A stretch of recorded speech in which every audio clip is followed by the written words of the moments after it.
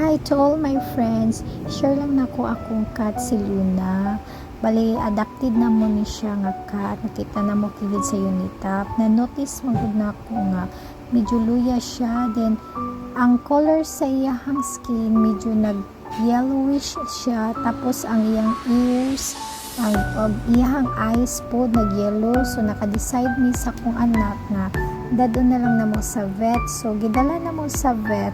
Ang explanation ni doctor is nakakaon daw siya of poison, like siguro nakakuan siya of rat nga may leptospirosis.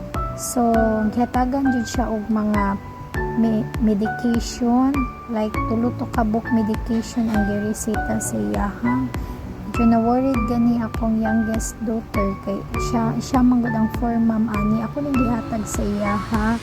After nakit-an ako ni siya sa kilid sa may unitap, mga 3 months old pa ni siya, gipalagaan ako ni sa kong youngest daughter. So, mauto, after na mo siya nadala sa vet, gi-advise sa doctor nga ibutang sa siya sa cage kay medyo makatakod jud siya kay leptospirosis, manggod mga friendship.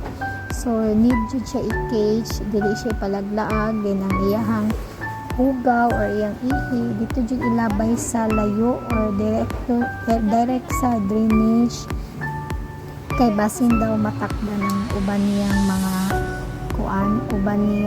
kauban na daghan man sa kukugdog diri sa house. And si Luna na apod ni siya 4 ka kittens, actually tulo na lang kay ang isa na missing. Duda na kung gipunit ko ba diri, while wala mi diri sa balay, dinasad ko yung mga dogs, 4 sad kabuok. So nahuman na mi dito sa vet, thankful ko nga at least medyo dili na jud ko kuyawan. So mo ni among veterinary